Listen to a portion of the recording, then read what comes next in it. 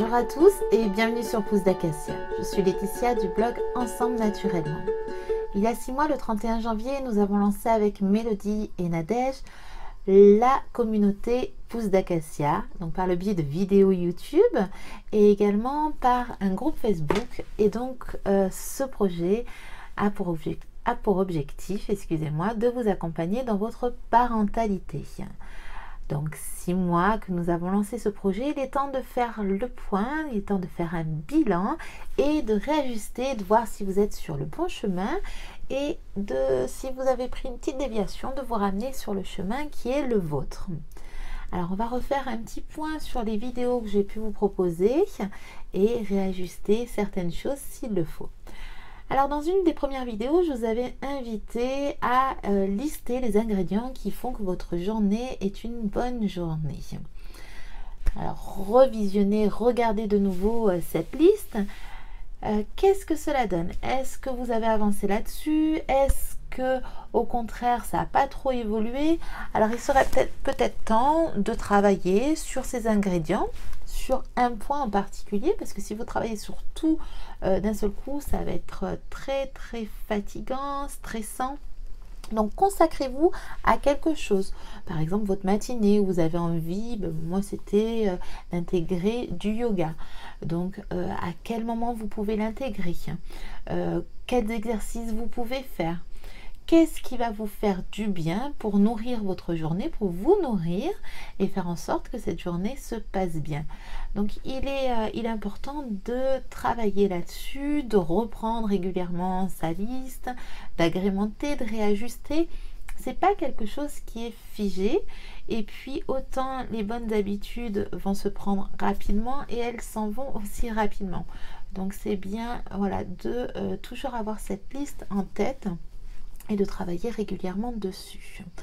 Et dans ce sens, donc on avait vu aussi qu'il était important de savoir où vous avez envie d'aller, donc de préparer le chemin comme un GPS que l'on va mettre en route avant un long voyage. On prépare les bagages, on prépare la voiture et puis on prépare son chemin, son itinéraire pour éviter de prendre des détours, de faire des demi-tours, de prendre des petits chemins et d'avoir des chemins le plus court possible et le plus facile. Donc, quelle était votre destination? Vers quoi vous aviez envie d'aller? Où est-ce que vous en êtes actuellement? Alors peut-être que ça n'a pas avancé également, donc regardez si votre objectif n'est pas trop élevé, n'est pas trop ambitieux. L'objectif j'arrête de râler est très ambitieux. Très ambitieux. Ça peut être votre destination finale, mais entre-temps il va y avoir des étapes. Donc essayez de découper cet grand objectif en petites étapes, en petits objectifs. L'objectif j'arrête de râler pour être par exemple, dans un premier temps je prends soin de moi et je me consacre là-dessus, comme pour votre temps, votre emploi du temps idéal, sur quoi je peux travailler dans un premier temps.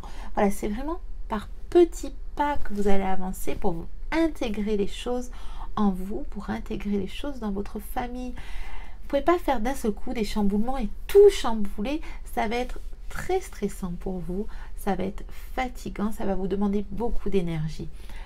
Soyez indulgent avec vous et autorisez-vous à avancer par petits pas, lentement, mais sûrement. Donc ce grand objectif, par exemple, j'arrête de crier, ou de manière positive, je reste calme et bienveillante.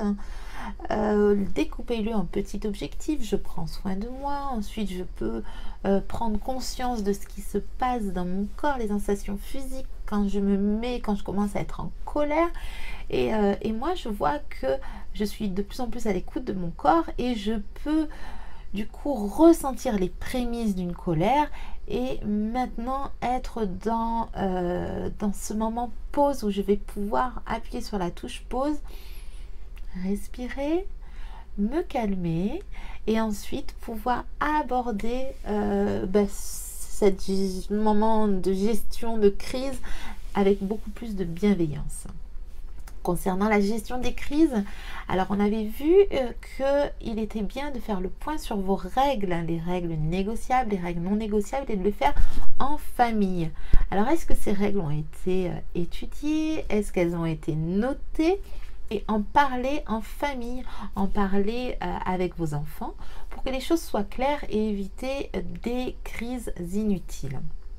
Donc si ce n'est pas encore fait, vraiment c'est quelque chose d'essentiel. C'est important de faire ces exercices-là pour passer à l'action et mettre en place des changements. Je vous le répète, il ne suffit pas de regarder les vidéos. Regarder les vidéos, on est dans quelque chose, on n'est pas dans l'action, c'est quelque chose qui est inconscient et vraiment, là, il faut être dans le mouvement, noter les choses pour pouvoir intégrer des changements, des modifications et être vraiment dans la conscience de ce changement-là. Donc, ces exercices sont très très importants et utiles.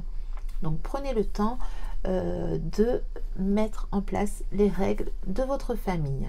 Et ensuite, quand il y a une crise, posez-vous aussi la question du besoin de votre enfant et d'équilibrer les besoins.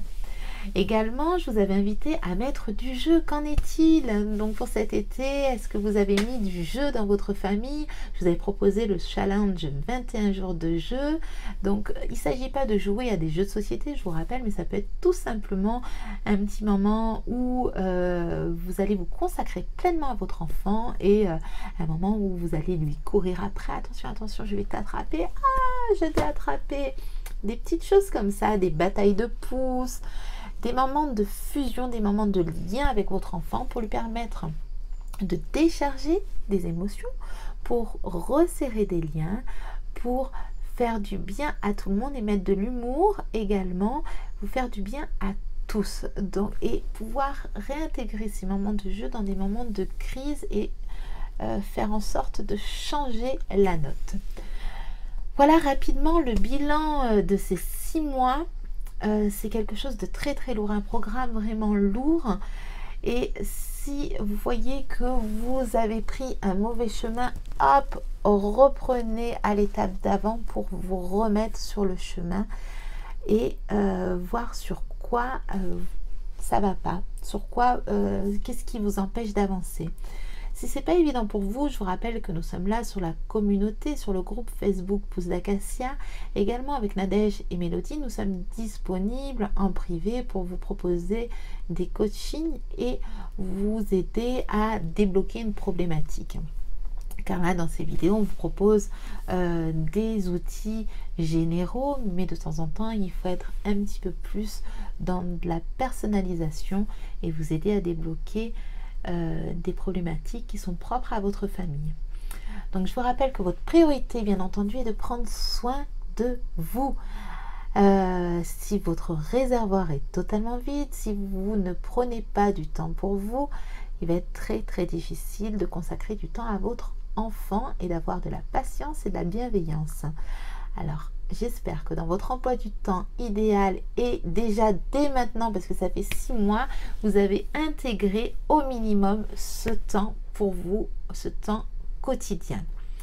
Ça, c'est une priorité et j'espère que déjà cet acquis-là est validé et on va pouvoir travailler sur d'autres choses.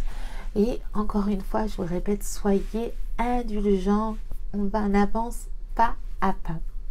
Voilà, je vous propose donc d'échanger sur la communauté, sur le groupe Facebook Pousse d'Acacia et de continuer encore pour 6 mois avec de belles et merveilleuses vidéos que Nadège et Mélodie vous proposent également.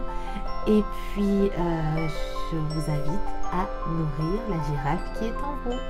À très bientôt. Ciao.